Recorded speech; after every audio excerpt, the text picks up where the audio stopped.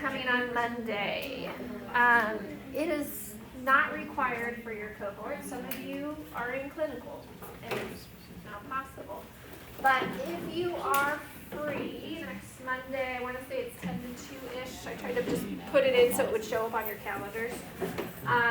Over in the rec center, a lot of local and some slightly farther distance employers will be here. And so it's set up like a job fair. There's booths. They don't do it in the fall. It's in the spring only. So looking ahead, it would be a great option to be able to walk around, find out more. Maybe there's a certain place you're thinking of, or maybe you discover something new that you hadn't even thought of for a place to potentially apply to next fall.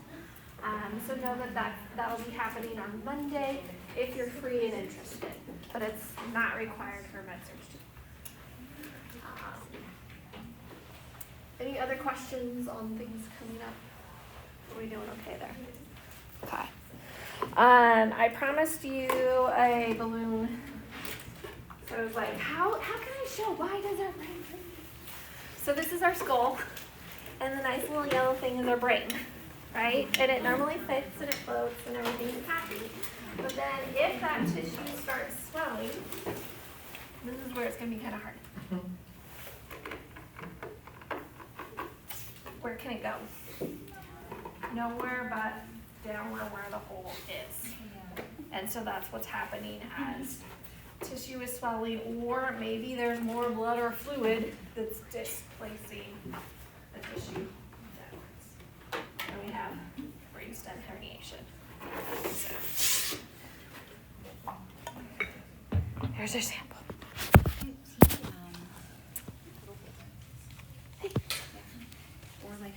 French press all the way.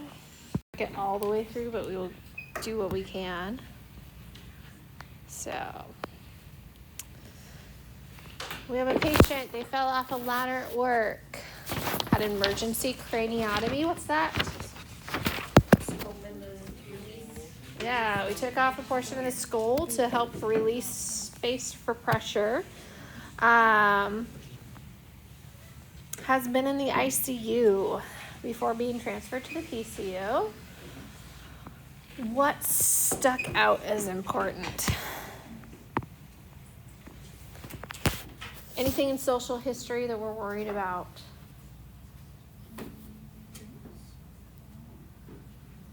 Okay. Past medical history?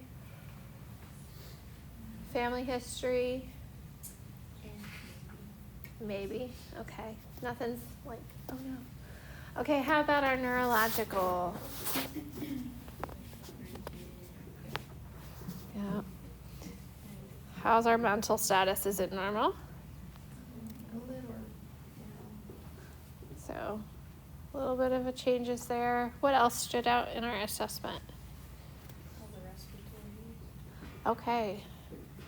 So, lungs are diminished. She's got a cough. Thick but clear sputum. That's important.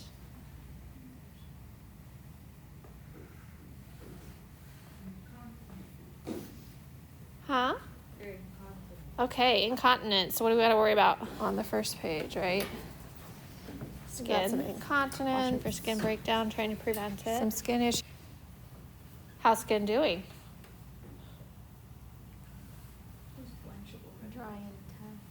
Okay, so we've got redness, but it's blanchable. Are we at stage 1 yet? No, because it's still blanchable. What are things we would do for that? Barrier cream. Got like the waffle mattress. There's the little dressings that kind of have the foam to put a little pressure off of it. Yeah. And then how's GI going? What's going on there?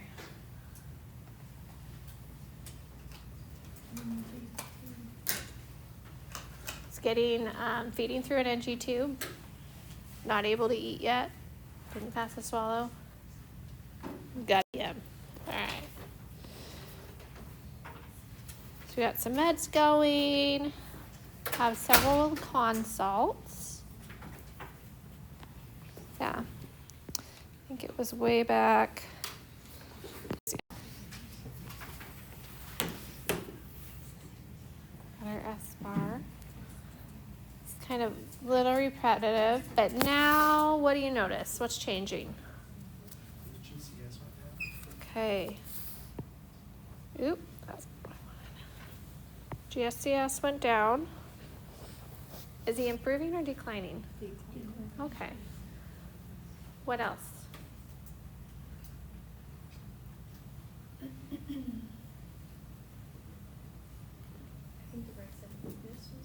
Right-sided weakness is new. Okay. We're doing the barrier cream. We're turning him. Maintaining that NG tube. Skin's kind of maintaining. How are vital signs looking? Heading towards the triad. So blood pressure, improving, stable, or declining? Yeah. We're showing signs of an issue there. And what do we call that? Widening pulse pressure. Okay. How about pulse? Yeah. And so it's going down. It's all been in normal range, but we're seeing that Cushing's is decreasing with that. It's not low yet, but it's headed that way. With those type of questions, like what to you would be considered declining, like the numbers? Like how much of a difference does that be for it to be declining? Or to be no change, essentially? What do you use one? Staying within, it's more than 10 each time, right? Versus staying within a couple of each other and showing, like, even if I go up a little bit, I go back down the next one. So it's kind of maintaining a line versus, like if you plotted it on a graph, is it going up, going down, kind of, does that make sense? Yeah, because on our exam, we only get like 2 of them, so it's kind of hard to see if it is. Trying. Yeah. No, I get that. So you have like a baseline first, just to like know if it's declining? Yeah, you always need to have something to see a trend. How's pulse? We got 98. How's respiratory rate? Declining. It's also declining. But it's Yeah, we're not abnormal, but we're trending down. So there's a concerning trend, but we're also not abnormal. Yeah. That's what's hard, I think, with this one. How's our SpO2? no change. Okay, so now I'm staying with 1, 1, or 2. Went down, went back up.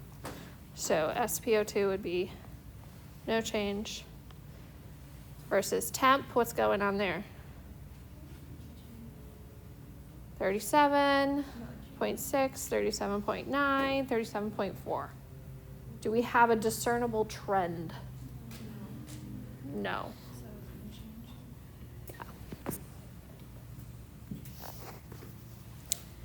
Yeah. And we'll finish talking through the rest of the pages at the beginning of class on Thursday.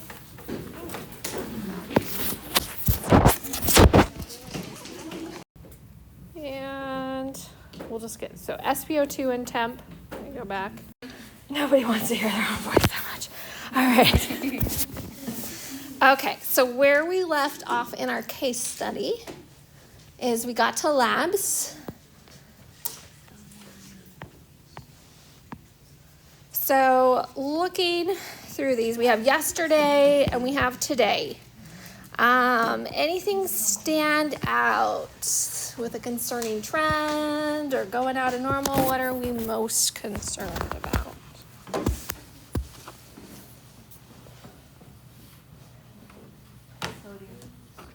Okay. So we've got some hyponatremia. What else? Albumin. Albumin. What's albumin? Protein. Yep, got it.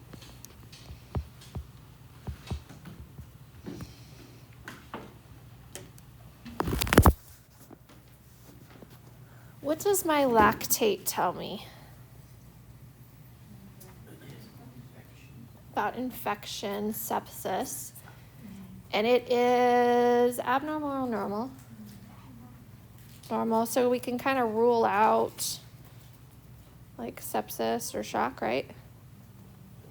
That's a good sign. Other than the sodium, our electrolytes are fairly well within normal limits. Right. Low protein in the blood. Where would you expect fluid to maybe shift or do? Yeah, move more towards the interstitial space.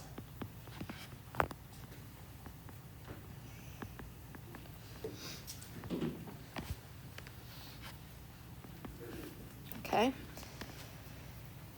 And then what are you going to want to watch for with hyponatremia? Oh my goodness, the electrolytes are coming back. Cerebral edema.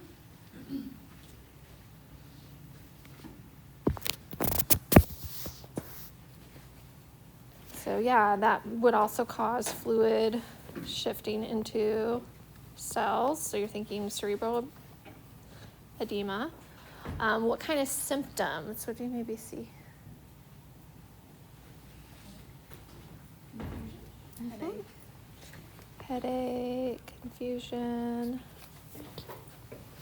They might be tired or more lethargic. Okay. Great. Anything we talked about that could cause a sodium imbalance? Or why do you think this patient has a sodium imbalance? Yeah, so SIADH was a possibility.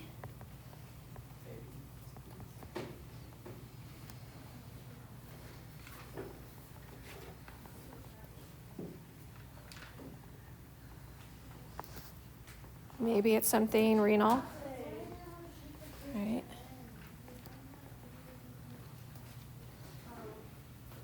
Okay. We have a recording.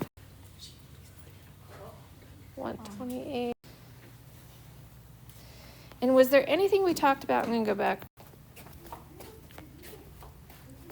So,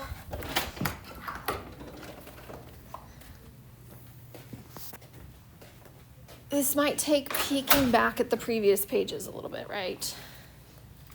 Had trauma, came in, had surgery, moved to progressive care.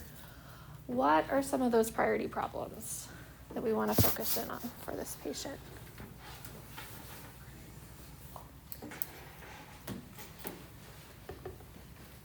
And I know this area of the room worked on the case study first, so. We said brainstem herniation just because of the Cushing's triad that this. Okay.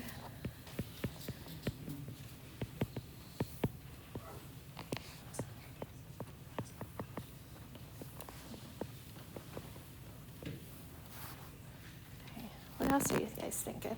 We said impaired fluid and electrolytes. Yeah. So we've got a fluid electrolyte imbalance. And is that fluid electrolyte imbalance helping our cognition, brain injury, or is it going to further cause problem? That fluid's all shifting into that space, just what we were showing with the balloon. There's more and more in that space, more pressure building up. Okay. Other thoughts? And then along with that, perfusion. Yeah. And especially, so as that brainstem has pressure, could start to herniate, that affects that control system. And so then we have a perfusion issue, along with a perfusion to brain tissue issue. Awesome.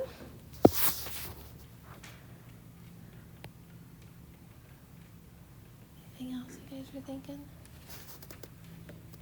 How's their level of consciousness? Trending down. So I've got cognition. Respirations have started to decline as well. Okay, so respirations, just like that Cushing's triad, could lead to a perfusion issue. We could also have a gas exchange problem because of that damage, loss of control.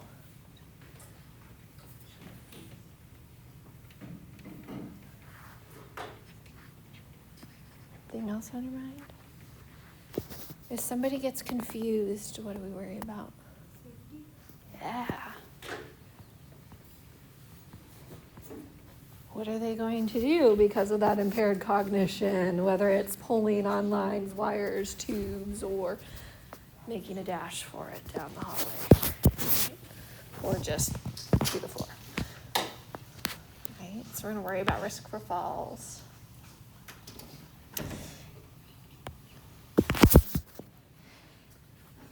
And then it's kind of been threaded throughout, but what are we watching back here on this patient? Why are you there?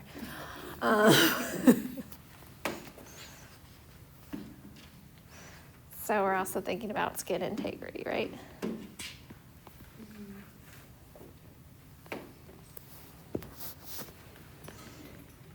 I think you guys have done a good job talking through like what clues led us there.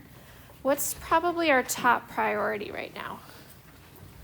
Greatest risks for harm, death.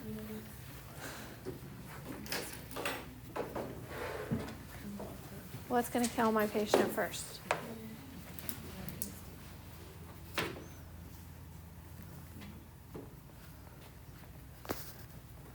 Probably this guy that we don't really have a,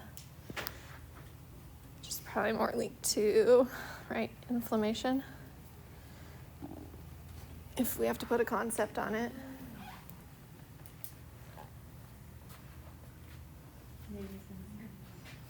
Okay. So if we need to address these changes in vital signs, that increased intracerebral pressure, what are we gonna do? What fluids? Yeah, hypertonic, why?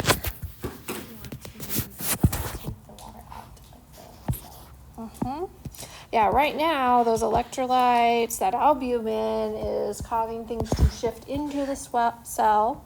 We want to start pulling it out. So that 3% is going to be helpful. Which one of those would make it worse? 0.45. The hypotonic is just going to, like, let's send some more fluid in there while we're at it. Thank you. So post-surgery, they happen to put in that subdural bolt. Out of that information, what's going to be most important for us to communicate to our provider right now? So we've got to, let's talk through. Temp tells me what? Okay. Wrong. Okay.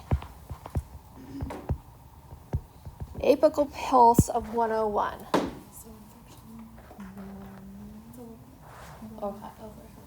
Slightly high. What would it be doing with the Cushing's triad? Going low. So would we be more or less concerned? Yeah. This would actually be a good sign. Or are they compensating for a perfusion issue? So maybe perfusion. Or due to the temp, because our temp can make heart rate go up. Intracranial pressure of 12. That's normal. It's normal. Yeah, so 8 to 15 is completely normal, and we don't get too concerned until we're above 20. So this is normal. A map of 80. Okay. We've got normal perfusion.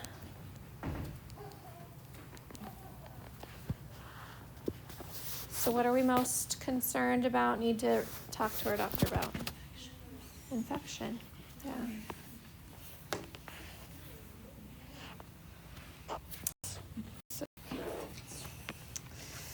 All right.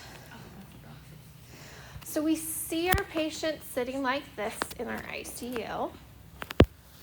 What's the rationale for where the head of the bed is? Decreases pressure around the Yeah, so it's going to, having the head of bed up, we want to think like 30, 45 degrees is going to help use gravity to decrease ICP. All right. So now in your small groups, I want you to pick good, poor, or worst. Your choice. And then I want you to write a story of what would happen if, I think his name is Brock, right? If Brock is having a good outcome, a poor outcome, or the worst outcome. Okay, so I'll give you 5 minutes, okay? And then we'll talk through them. So 5 minutes, write your story, couple sentences, maybe some key vitals or some key labs that would indicate Brock is getting better, Brock is doing poorly, or Houston, we have a serious problem. All right, go ahead. All right, anybody willing to share their story? Do we have any good outcomes? No. We have one. All right, tell me your good outcome. Okay, so we said that our patients received mannitol, hypertonic IV solutions, Tylenol, and penicillin. All right. And So we gave him the right fluids, we gave him mannitol and antibiotics to treat our infection. Yep, and we kept the head of the bed up. And now his current vitals are heart rate 86, BP 122/80, SpO2 98 on room air, respiratory 18 and regular, temp 37 Celsius, with alert and warning temps 4, glaucoma scale 13, Perla, everything was normal. For labs, his intracranial pressure was 11, sodium 135, albumin 4. Total proteins 6.2. All right. So you guys can kind of hear and see how vital signs are normalizing. I didn't catch it all. We gave the right treatment. And things are looking better. All right. How about a poor? So middle of the road. Anybody do a poor? Or we really liked the worst? Okay. Let's write a poor. What would be, we'll come back to it. Let's do a worst, and we'll come back to poor. Anybody willing to share their worst outcome? All right, tell me a story. So, Brock has developed a pressure ulcer on sacral bone. He has signs of SIADH, right? He has just had a seizure lasting 3.5 minutes. His sodium is decreasing even more. She wanted to make it fine. No urine output for the last 3 hours. Pupils are dilated, unreactive. Cushing's triad present. Heart rate 40. Blood pressure 148/40. Respiration rate 6 and irregular. Has respiratory acidosis, pinning edema on extremities, and he died. That was the part you added. Yeah. I like the goat. Yeah. Post seizure, there were no respiratory respiration stopped. Anybody else want to share their worst? Nobody? Okay. So in between these two, what would maybe a we're not there yet, but we're not dead look like?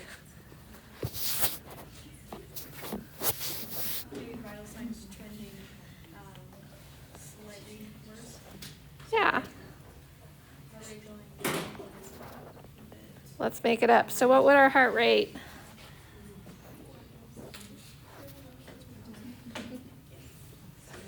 $70. BP.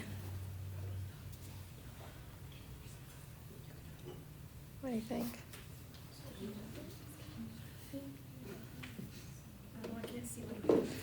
Anyway, let's say like 132 over 72. Right? So it's still high, but it's not widening as much.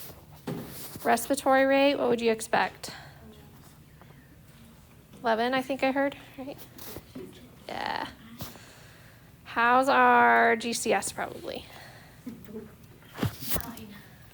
Okay.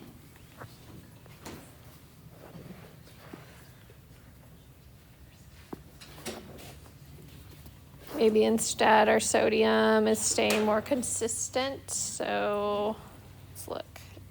So go back.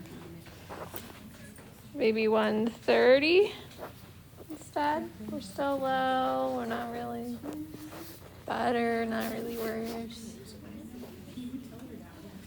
Right? Probably more stable.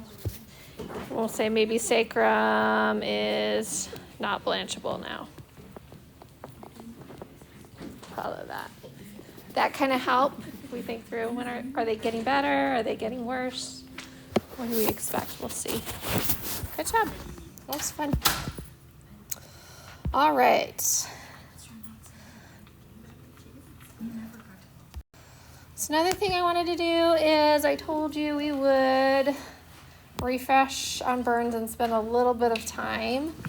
So if we were looking at this patient and using our rules of nines, and probably after playing with the rules of nines, you're like, yes, the palm is much easier, and that makes sense why she's like, this is what we actually use. But NCLEX and CJs like to pull out that rule of nines. So if a whole arm is 9%, one side of my torso is 18. A whole leg is 18, 9 on each side. What would you estimate for this person's burn? Maybe if I turn down that light, it'll be a little easier.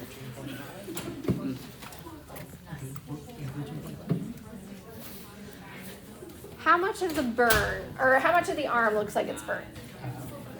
Probably about half. So if an arm is 9, we've got about how much from that? 4.5. Okay. And we can't see the back, so we're just going to go with what we can see. So if the whole front of the abdomen is 18%, what do you think? Maybe about half of it, third to a half.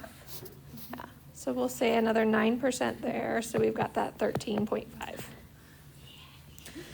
All right. So we know that's 13.5%, but now we need to plan our fluid resuscitation. Okay. For our test, I want you to use how many mils per hour? For knowing that it's best practice is now 2 to 4 depending upon the type. So our parking formula is 4 mLs times what? Total body surface area times, actually it's not hours, sorry, times their weight in kilograms. Okay. So we know their total body surface area. I'm going to tell you he weighs 240 pounds. Yes, I am. So first we need to take pounds and go to kilograms. So 240 divided by 2.2 is 109.1. All right. So now we've got 4 times 13.5. You just take the whole number. You don't have to move the decimal for the percent or anything like that. Just take the whole number times 109.1.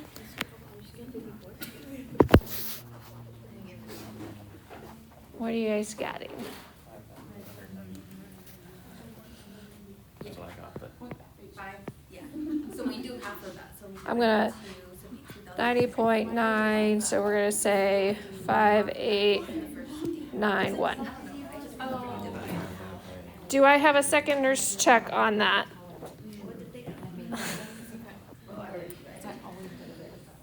You agree with that number? Okay.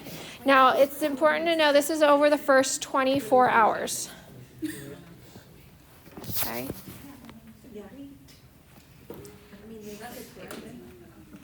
We happy with this? Okay. Just making sure.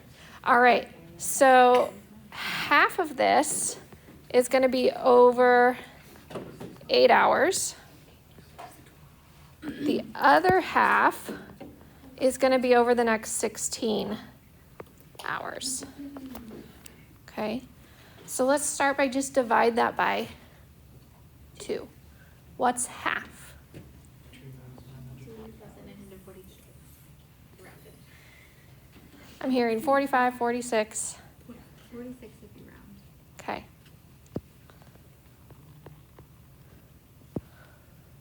All right. So for the first 8 hours, how fast are we going per hour? Oh, and we divide that by 8. So divide by 8.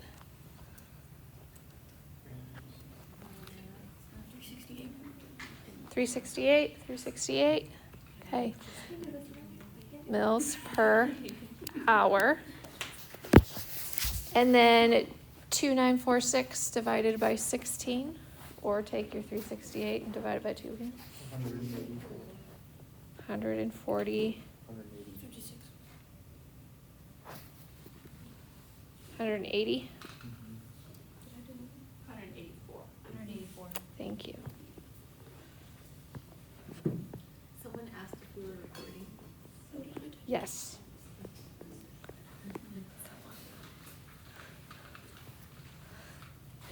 Okay.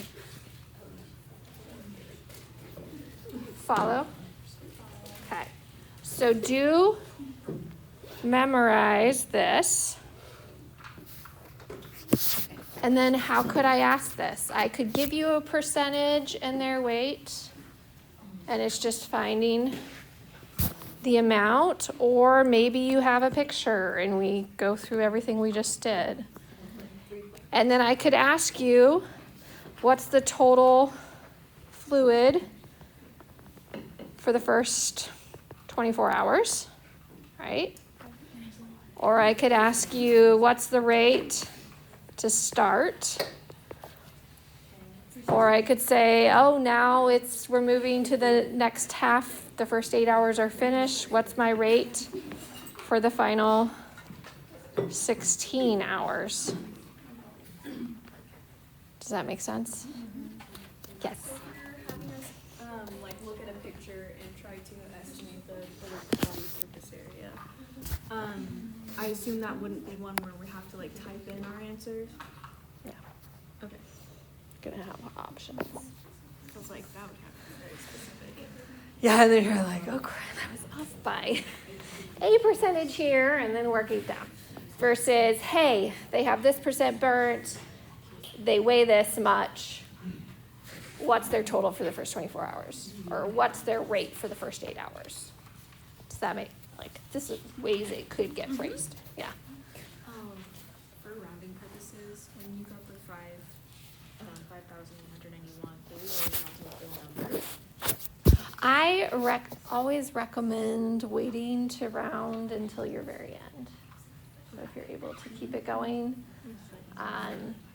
but sometimes it's harder. So use your rounding rules. You're over 5, round up. Before we split it into the 8 hours and 16 hours, or after the? Depends upon what it's asking for Okay. and what decimal place it's asking for. Okay. Right. So feel comfortable with moving through that Parkland process? Okay, good. Oh, I have a question. So Yeah. just to be clear, we're always using 4 mLs, regardless of the burn. Yes, Okay. for this test, this semester, use your 4. Okay. Okay. All right. The other thing I wanted to just talk through, this is your other bonus slide, is I didn't feel like I covered this well when we were talking about the different types of head trauma. Like we talked about why is an epidural versus a subdural worse or more concerning, and thank you for keeping me on track there. I think that's where my brain just like dropped everything else I wanted to say on that slide. So there's a lot of similarities, right? Confusion, nausea and vomiting, headache, right? One thing that I think is a huge key like phrase to know is a lucid interval. Okay.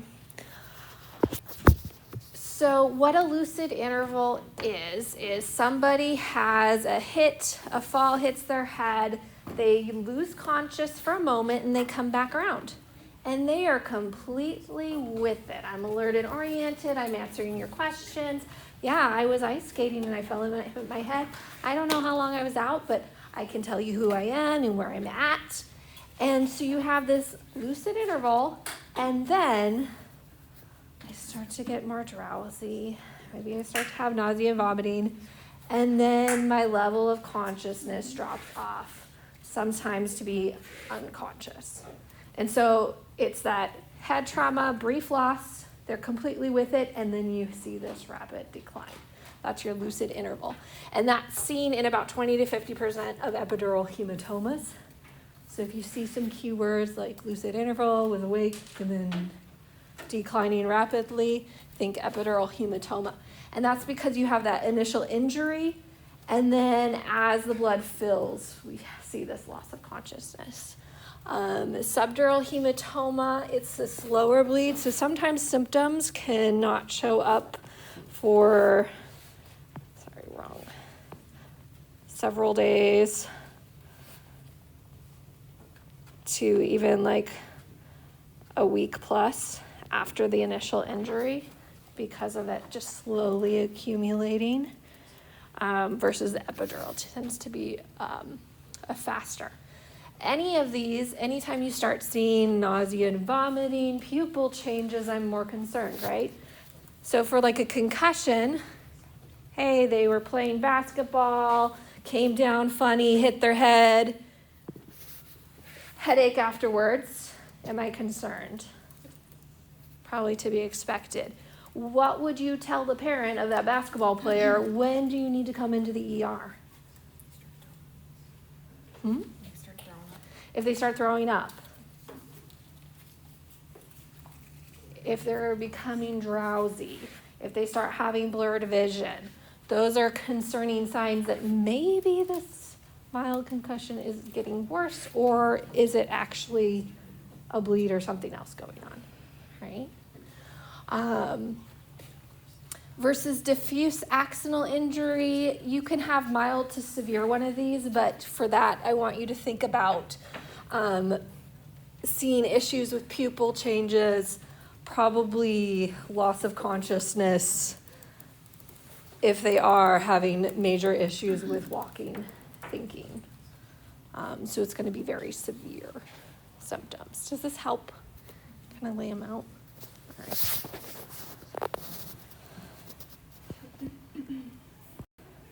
All right, now we're finally into meningitis. We made it. Okay. So now we're thinking all about mental status changes, inflammation related to infection. Where do we see this? What are some of those risk factors or populations that you put in your case studies, right? Often who? Yeah, younger college students. Military or prison, why? What do all three of those populations have in common? Dormitory? Hmm? Dormitory? Yeah, it's the living situation. Tend to live in closer communal areas. And so that's why that meningitis vaccine is highly recommended for folks before they head to college, because of the concern, higher risk from like a viral meningitis. We can also see it very young, so our younger kiddos and older adults, higher risk. I'd say who you mostly think about it, very young, and then that college, military age. Typically, infection is spread through droplets. It's spread like any other infection, is the most common. So sometimes somebody has had a recent upper respiratory or sinus infection, and then suddenly they're just getting worse. Or maybe they've been around somebody who's had an upper respiratory infection. With a skull fracture or any type of brain surgery, sinus surgery, that does have a risk for meningitis, but it's definitely not as common as just spreading like a common cold. Couple different types. You can have viral and bacterial. And in some of the reading, you might hear like aseptic versus septic. This is really talking more about viral versus bacterial. So viral infections in the meninges tend to stay there. They tend to be self-limiting and your body's able to fight it off, right? Versus bacterial tends to start spreading. It tends to cause sepsis, hence septic meningitis. Has way more severe complications.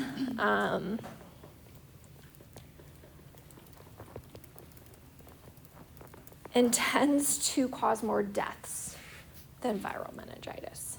Okay.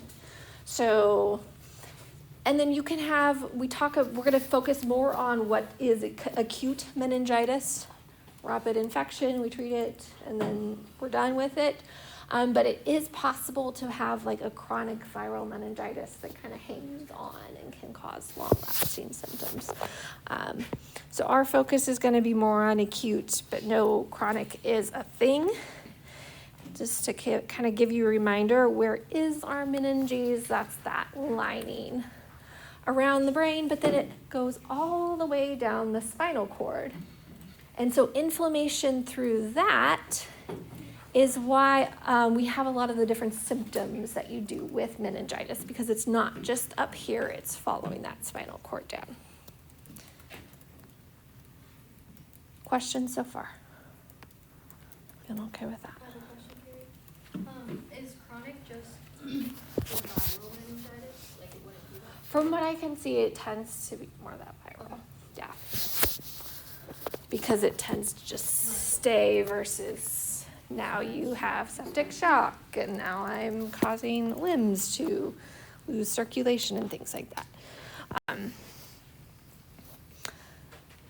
So practice question for you. You can give me a number of fingers on your hand. What are some of the key manifestations of bacterial meningitis? So papilledema and psychomotor seizures, high fever, neutral rigidity, and severe headache, behavioral changes with memory loss and lethargy, jerky eye movements, and hemiparesis. Yes. So number 2. So tend to see those high fevers. What's neutral rigidity? Stiff neck. And somebody will say, this is the worst headache I've ever had. My head hurts so bad. Okay. All right. So those are really kind of our top 3. We can also start seeing things like mental status changes. And I'll tell you the story of my meningitis patient I took care of. Photophobia, which is sensitivity to the light. So they'd be like, turn these lights down. This is so bright in here. chills with the infection and fever, nausea and vomiting. And then I would say definitely in pediatric patients, and then take it or leave it in our adults, we can have this rash that early stages looks like this, which looks like most viral rashes, but then can get more petechial and look more like a bruise as it develops.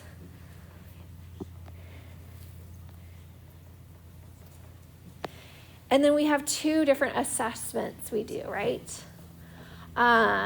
So the first is to raise the head up while somebody's laying flat. And if they bring those legs up with that, like it's painful and it feels better if I curl in, that's a sign of that inflammation through the spinal cord, right?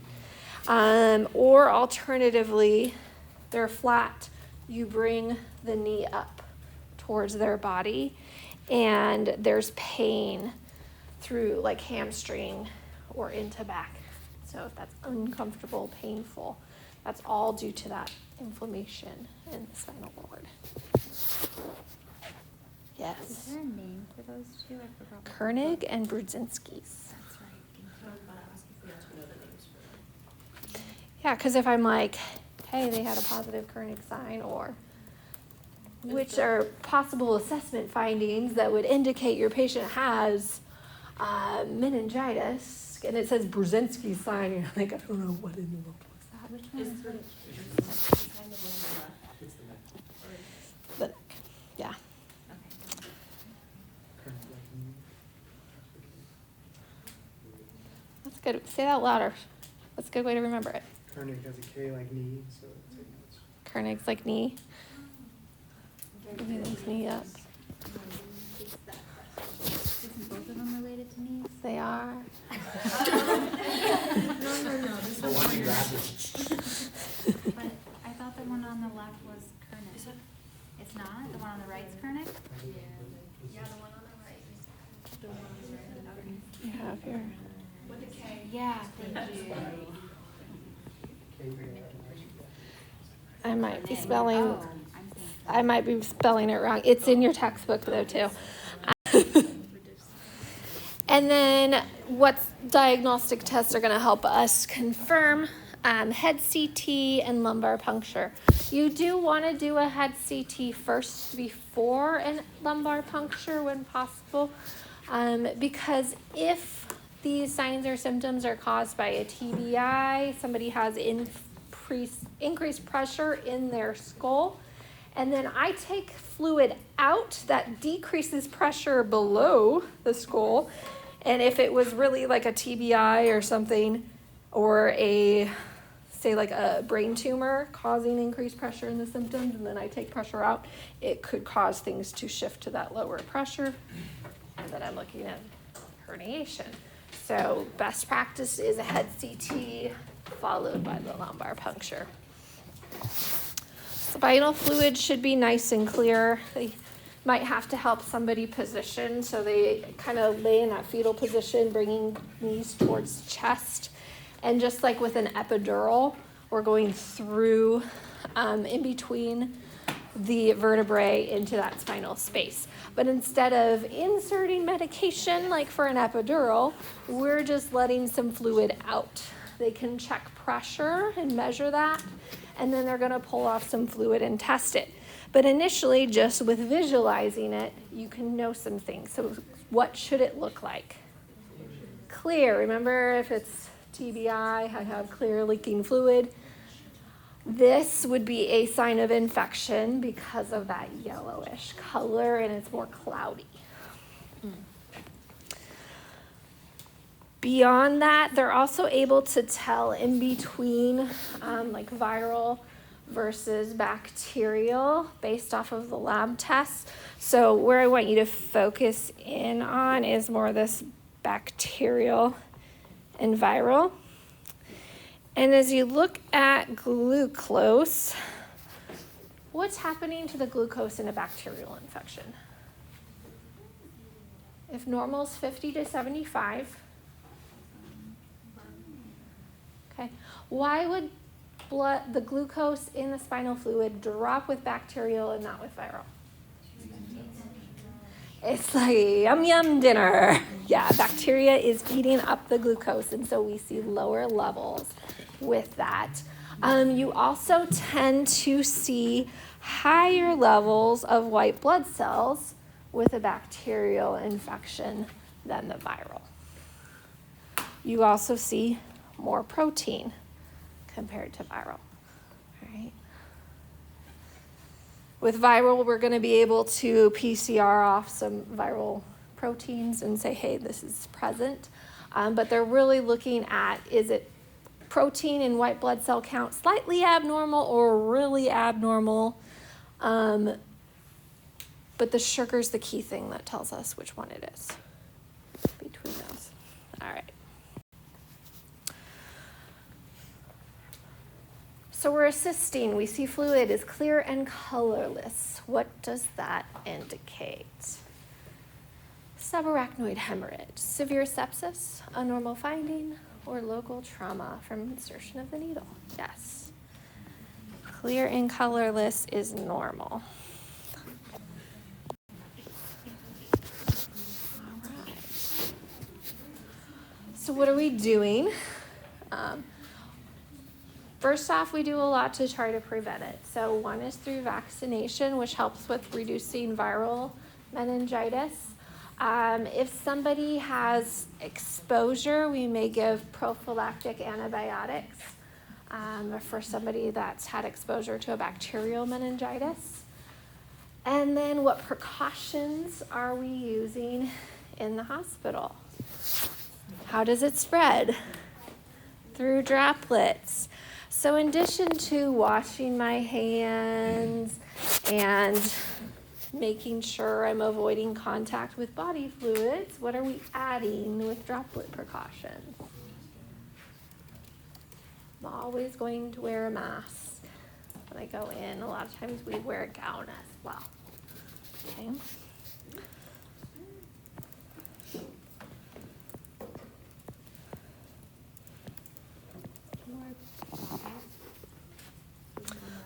A lot of times, yeah, may also wear goggles or face shield.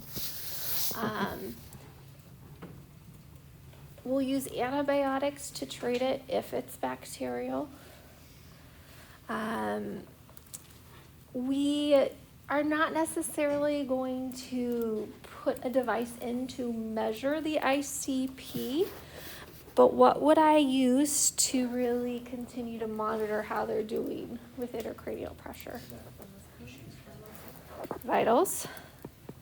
Specifically, with my nerves increasing, I'm trying to overcome the intracranial pressure, so I can gauge off of the map. Looking at map. I would say with that LOC, those neurochecks are going to be huge. And then we may give medications to help treat issues with increased ICP. So that's where it could be we give a steroid for this patient. Or what would I do with the head of bed? Yeah, elevate it, get that to the 30 to 45. What do I want to do with the neck? Straight neck alignment for that venous return, right?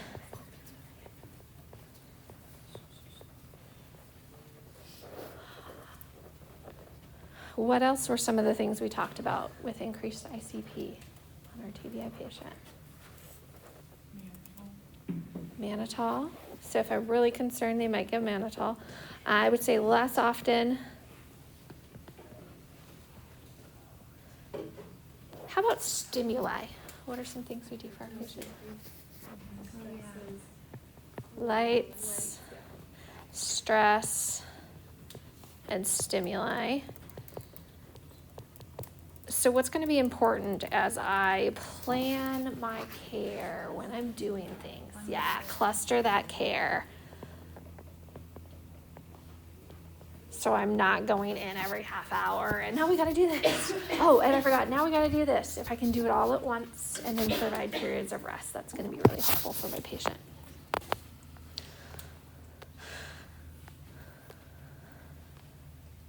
So from the standpoint of, I'm not gonna be monitoring it with a device like we would with a TBI, but a lot of those interventions that we do to help manage that pressure, we're going to use for our meningitis patient. That makes sense. And then beyond that, we're also gonna be doing a lot of supportive care. So looking at perfusion, if somebody has a bacterial meningitis, very concerned about sepsis, right, as a complication. Can have issues with gas exchange, moving into like a pneumonia as that infection spreads, versus also how are they doing with managing their airway and how fast they're breathing. Pain management for that headache, right? And really keeping them safe throughout. Okay.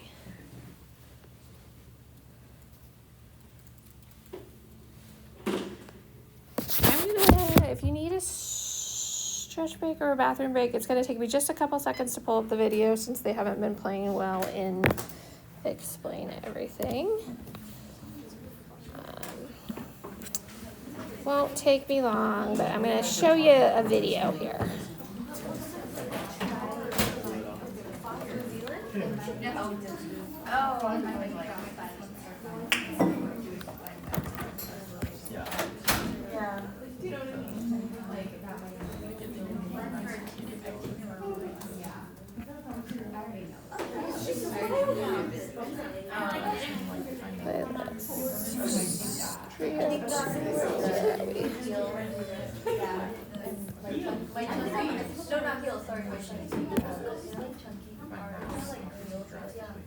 You've seen them. I think I've seen them.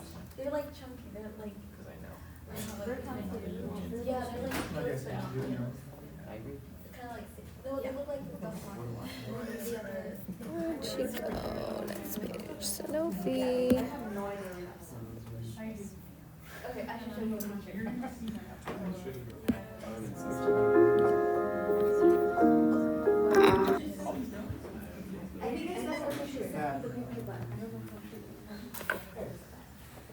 Okay.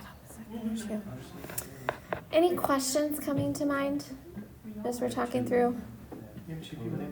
You're seeing, like, we kind of have this split, like very similar to how I treated TBI, but also how am I treating like sepsis, shock, infection, all getting melded together. All right.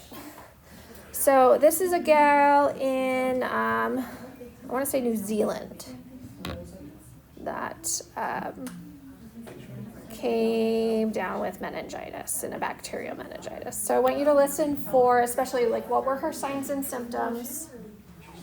And then what complications did she experience as a result? 2017, I contracted meningococcal W. Okay. Why is the volume not coming through here? Audio.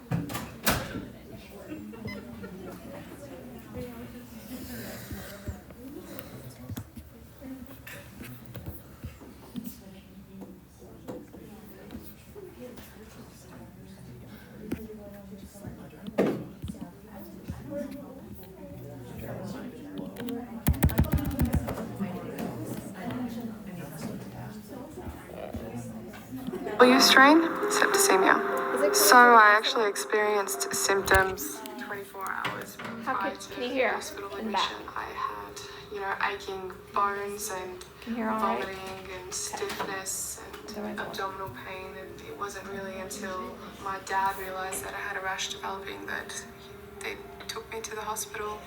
I arrived at the Alfred Hospital and they had a very good idea of what meningococcal was, so they assumed it was that straight away, and straight away put me on the antibiotics without even waiting for the test results. I had to go into an induced coma because of multiple organ failure. My lungs, my heart, liver and kidneys all were suffering from a lack of oxygen. I was in a lot of pain and they had to induce me in order to put the catheters in. So I remember being in a lot of pain, a lot of abdominal pain especially, a lot of stiffness. I wasn't able to really move my limbs. My bones were aching. I just remember struggling with the doctors while they were putting the oxygen mask on, and that's all I remember. So I woke up about a week later. I was straight away told what I had contracted. I was put on hemodialysis that continued for about 6 months before I was then transferred to peritoneal dialysis for another 4 months. My hands and feet, they did turn black, but thankfully the blood returned and nothing needed to be amputated. It was just my kidneys that were affected. I still have chronic kidney disease, except my kidney function is at a stage where I don't require dialysis. When I got out of the hospital, I was very weak as I had lost a lot of muscle mass, a lot of fat. My feet I couldn't even walk on for a while because they were completely black. So it took me a while to learn to walk again, probably about 2 to 3 weeks. I was also on hemodialysis, so it was taking a lot of protein and iron from my blood and also slowing down the recovery of my kidneys. So it was very difficult going back to the hospital 3 times a week for 4 hours sitting in a chair while the energy feels like it's being drained from you. I got it very easy. It's possible that I might not have recovered at all because it was at the very late stages that I was admitted to the hospital. Very lucky I didn't have any amputated limbs, and I see my kidney function as a kind of got off easy. Right. So, as you're watching and either listening or reading the captions, what were... I was just gonna ask, for those, her complications, would those be like common complications for meningitis then? What were some of her initial symptoms? Stiffness of her limbs. Bone aching.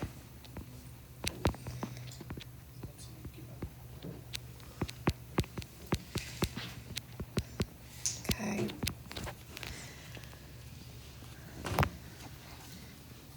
I'm kind of assuming with that, probably some nausea, vomiting on that. She said bone aching.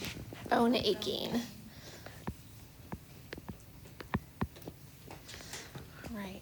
And so she had bacterial meningitis. This is an example of how it can go septic and move through and have a lot of complications. So what were some of the things you heard about for complications and how it affected her? Yeah.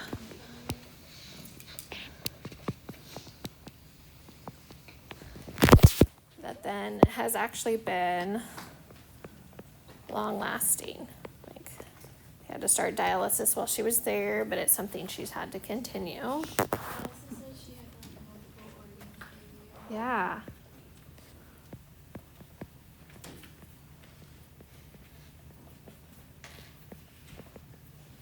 What else did you hear? Her feet, so it didn't fly. Okay. She said that she didn't have to have amputated limbs, but that can be. Yeah. And so let's talk, if I'm telling you this bacterial meningitis often goes septic, why would these things have happened? Why would we have renal injury? Lack of perfusion due to the sepsis, okay? And it was enough that it was an acute kidney injury, it transferred into chronic disease, which we'll talk about in another week. So the lack of perfusion was enough to damage her kidneys long term. Okay, multiple organ failure, what's causing that? Lack of perfusion.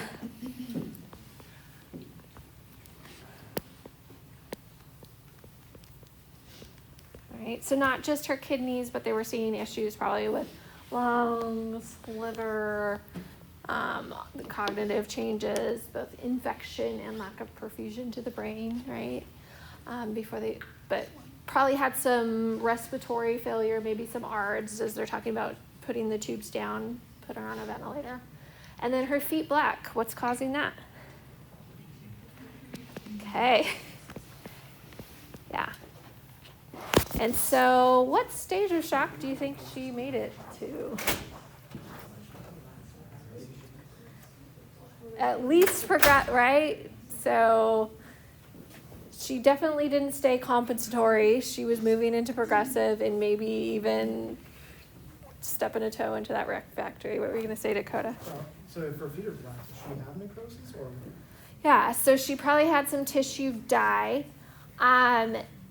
Very common with bacterial meningitis that people end up having to have limbs amputated.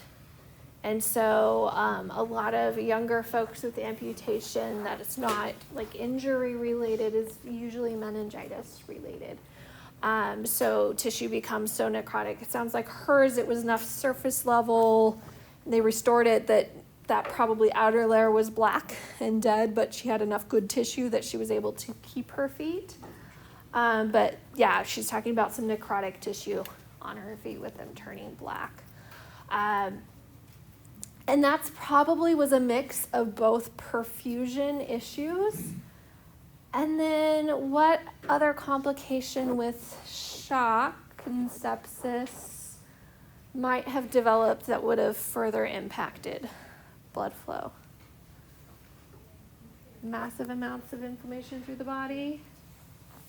DIC, yeah. So also could have been some DIC in the mix. So very serious if we don't intervene early, get antibiotics going. And that's kind of like life-saving treatment is manage perfusion, but also get those antibiotics going to treat the infection and get those going very fast with meningitis. Right. Bacterial, yes. That moving into that sepsis, having issues with organs post, potentially needed amputations. For bacterial meningitis, absolutely.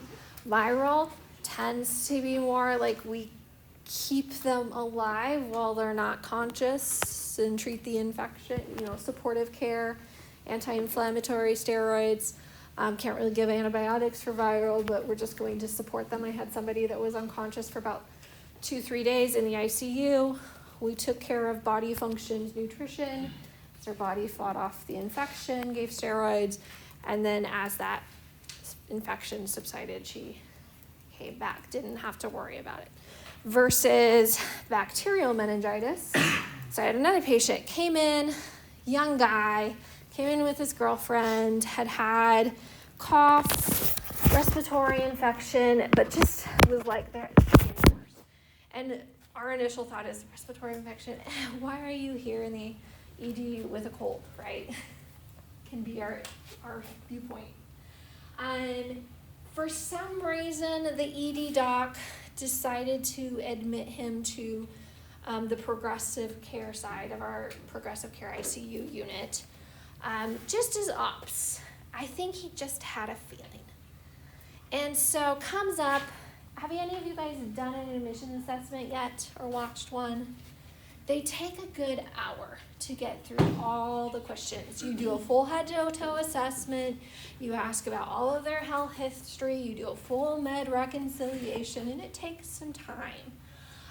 So came up with his girlfriend, didn't want to sit in the bed, so I sat him in the chair, hooked him up to my monitors, and started going through my assessment questions.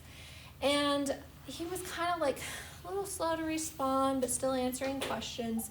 By the time I was getting to the end of my assessment questions, he was no longer responding. He had kind of this like blank stare where you're like looking at him and you're like, there's no one home. And just girlfriend was answering my questions. And then suddenly he starts standing up.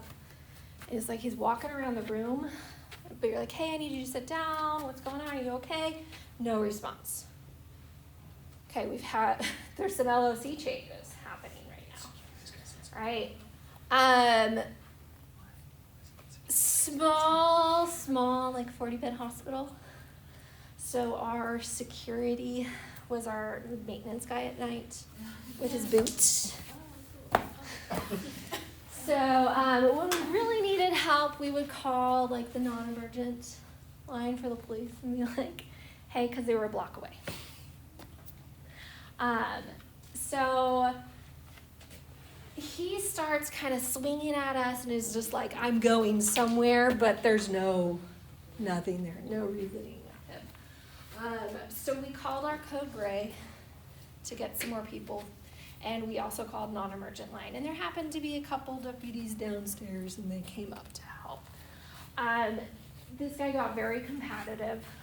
We had to hold him down, do a rapid sequence intubation, basically like he was not safe. So we paralyzed him, put him on a ventilator, and they were like, what is going on, right? ED doc was like, what is he with? Respiratory. Let me do a lumbar puncture. So we do and of course, like through getting him to bed, there's just like spit and things flying everywhere. So we do a lumbar puncture, and immediately he was like, this is the worst LP I've ever seen. This is like frank pus coming out of his back.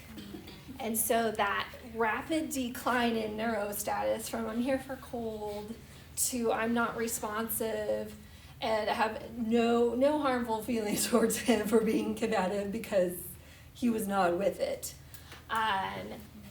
was because of this massive bacterial infection in his meninges. So what do you think we needed to start first? Antibiotics, and then monitoring those vital signs, keeping him safe. And because he was obviously not with it and combative, we did keep him sedated on a ventilator for at least that first couple days while his body was able to fight the infection.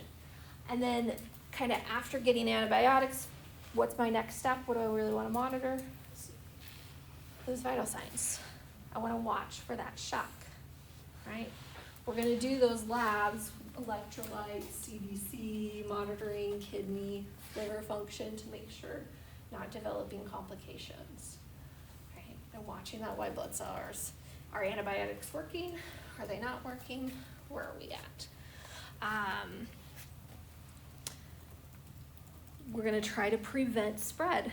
So what kind of precautions did he end up on? Droplet precautions. Okay, how do you think our risk of exposure for everybody that was in the room through that code gray was? High risk of exposure. So not saying this is going to be what you probably would go through like the hospital employee health now. But here's what happened in my little world at my tiny little hospital in rural Indiana. ED doc and ED nurse went downstairs. He wrote prescriptions, so ED nurse then comes up with a handful of PO antibiotics, and all nurses, CNAs, and police officers that were in the room through that got a little dose of Keflex as what? Preventative. So because we were right in there, we were getting spit in the face, we want to prevent getting bacterial meningitis. So we got a preventative antibiotic because of our high-risk exposure. That's how I found out I was allergic to Keflex. This night is ingrained in my mind. Started breaking out in a rash. What do you think we told the police officers who helped us through that code gray with holding him while we got him stabilized? They needed to watch out for, as I was like, hey, I need you to take this. And if this, and this happens, I want you to come in and get checked out. What do you think? Yeah, if you feel like you're getting a cold. If you have a really stiff neck, severe headache, start running a fever, you need to get checked out. And they were little freaked out after that, but everybody was okay. So that was my wild night in the ICU with my meningitis patient. Okay, so here's some pictures. So what could go wrong? We've talked about most of these, right? Kidney injury, DIC, septic shock. The injury to hypothalamus, just like TBI, we can start seeing SIADH, diabetes insipidus issues. Amputation, so you can see what this looked like with necrotic fingers due to lack of perfusion, that septic infection. You can also kind of see what was happening with that petechial rash and how much is infectious rash versus DIC. I don't know. I could easily say this is probably some DIC going on and how it's on her legs. And then another common side effect of meningitis is hearing loss. And there's something we can do to help with that. And so we've been talking about we prioritize antibiotics, right? There's one thing that if we give it right before we start the antibiotics, it can reduce rates of hearing loss. Any ideas? So we're going to give a steroid IV push, and then we're going to start our antibiotics. Anything past that is what's going on with them, how are they stable or not stable, and supporting that. But IV steroid followed by IV antibiotics as soon as I can get them going. What's causing hearing loss? It has to do with the inflammation and damage to those neurons. I don't know exactly. Yeah. Is it permanent hearing loss? Yeah. And so that's why we want to get in and treat that as soon as possible. So would you give, like if they already have the hearing loss, that's when you give the steroid, or that's like that's Prophylactic, yeah. And so giving the steroid, and they found that giving it first before we even start the antibiotic, which easy peasy, right? We have an IV and we are just gonna start one to go on an infusion when we're pushing one. Something about I push that and then I start my antibiotic versus I start that and then an hour later I do my IV push has shown better outcomes. What exactly and how, I don't know, but that's what the study showed. What kind of tests you asked us the first? What's my first thing I want to do? Bacterial invaded patient. Steroid. Then antibiotic. So, are they both present? Go with steroid. If steroid isn't present, what's my top priority? Antibiotic. Yeah. Sorry, I might have do we do steroids for Do the steroid first. for viral too? You're gonna be doing steroids for viral, but not antibiotics for viral. Got it. Yeah. So definitely prioritizing the steroids. Questions on complications? I have a question. Yeah. So after if you were to give the steroid if they didn't have hearing loss, and then the antibiotics following that, what would be your second intervention? Or third, sorry. So it Like, is there depends. something- What else is going on? Is their blood pressure stable? If their blood pressure's not stable, what do you think we're doing? Fluids. If they are respiratory rate or gas exchange, I'm seeing SpO2 issues. I might prioritize a ventilator or oxygen. So like beyond that, it's what do I need to do to support this patient and keep them alive? And it's going to depend upon the patient. So there's nothing like specific. These are our top two priorities. But I would expect fluids are probably going to be good.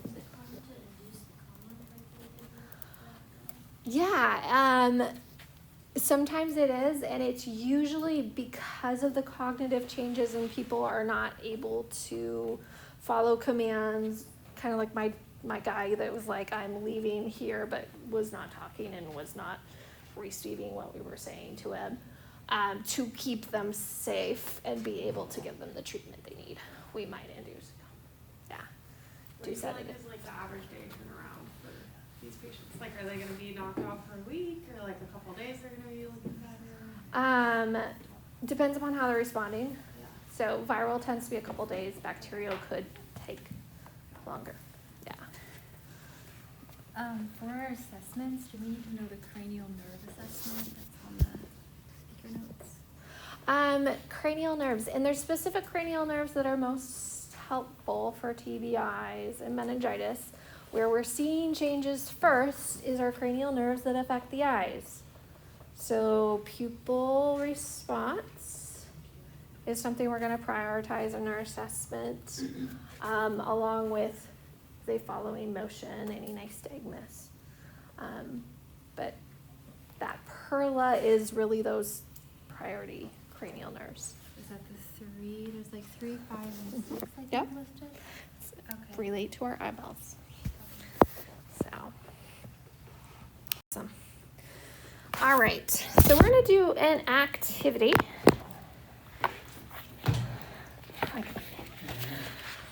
What are you doing to us today? All right, in your small groups, I want you to write a bow tie question.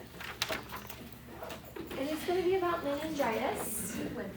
Maybe there's signs of other things going on, but I'm going to save you some time. You guys wrote some amazing case studies in your ticket to class already, so you already have patients with meningitis.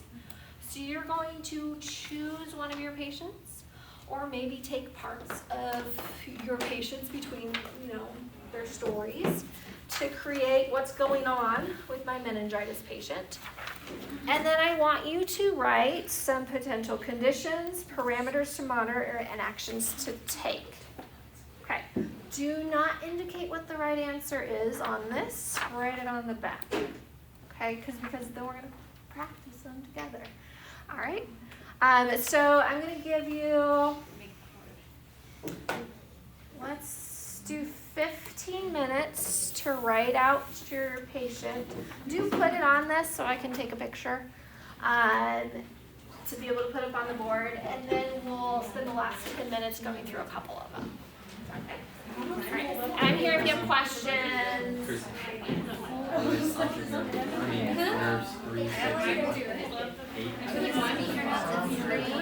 5, 7, 4, 3, 4, 3, 4, 6. yeah.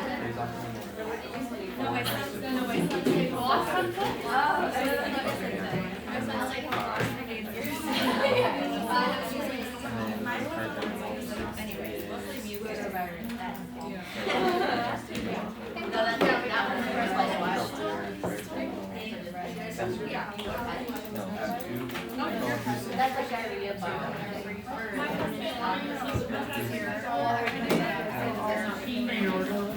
Well, then when you get I know, like. No, the one that we did for the ticket class, so they can fill in the information. Wait, no, that It was all that Walgreens had. Wait, there's like a built-in one? Well, this thing. What's the point? That's kind of cool. So you can really light up. Yeah, that's actually. Oh, yeah. You're building an entire like house full of little torches, 6 feet tall. It was wild. I think they're all. They've got neutral rigidity, fever, flu-like symptoms, 18-year-old male attending OSU, living in the dorm, asthma, hypertension, diabetes, albuterol, alert neuriated to ×2, pale, diaphoretic, fever, Koenig's sign is positive, clear, S1, S2, normal rhythm, and tachycardic. Our vitals, heart rate 110, temp 38.7, SpO2 95 on room air, 120/80, respiratory rate 22, and pain is 10 out of 10 in the neck and the head. Our lumbar puncture showed a glucose of 30, white blood cells of 400, and a protein of 110. All right. So in our possible conditions, bacterial meningitis, viral meningitis, TBI, influenza, what do you think is going on? White blood cells are high, so White blood cells are high. glucose is low. Glucose is low. All right. So bacterial meningitis. Do we want to start with actions or parameters? Action. All right. What am I going to do first? Steroid. And antibiotics. Versus, is the half normal saline going to be helpful for this patient? No. Is increasing the head of the bed going to be helpful for this patient? Yes, it would help with ICP. So, okay. All right, so parameters to monitor: blood pressure, sodium, I's and O's, and level of consciousness. Blood pressure. BP. Yes. Got LOC, BP? Not BP? I'm also.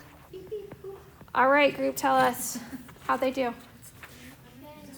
100%. Woohoo. Yeah. Head of bed's a hard one because it's like, boom, I did it. Right?